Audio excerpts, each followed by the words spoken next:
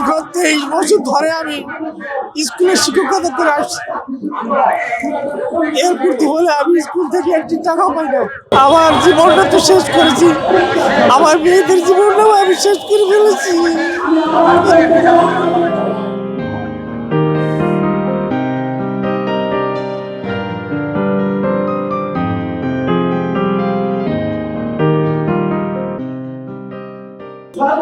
আমাদের সংসার, আমাদের স্কুল করতে হয়, তারপরও আমরা বাড়তি কাজ করি। বাড়তি কাজ করে আমাদের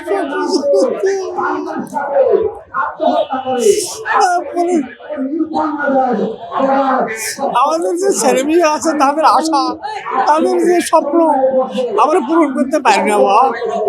আমি আমার দুটা মেয়ে লেখাপড়া করে তাদের ভরণ পোষণ, তাদের লেখাপড়ার খরচ চালাতে গিয়ে আমাকে চুক্তিভিত্তিক কাজ করতে হয়। চুক্তিভিত্তিক কাজ করে তাদেরকে আমরা লেখাপড়া করাতে হচ্ছে। নিজের স্ত্রীর যে একটা, তার যে আশা, তার যে চাহিদা, সেটা আমি ঠিক মতো পূরণ করতে পারি না।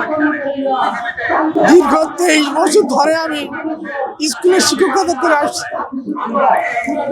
এর প্রতি হলে আমি স্কুল থেকে একটি টাকা পাই না। আমার জীবনটা তো শেষ করেছি, আমার মেয়েদের জীবনটাও আমি শেষ করে ফেলেছি।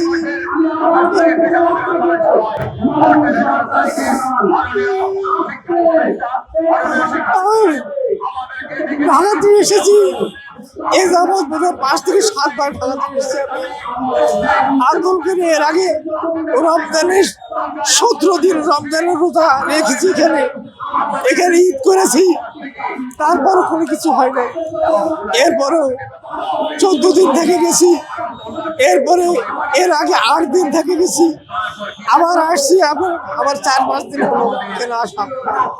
আমার আশা, আমার হয় আমার এমপিও হবে, না হয় আমার জীবন যাবে রাজপথে। এমপিও না নিয়ে রাজপথ থেকে আমি ছাড়বো না। এমপিও নেই, এই রাজপথ থেকে চলে যাবো, নইলে এই রাজপথেই থেকে যাবো।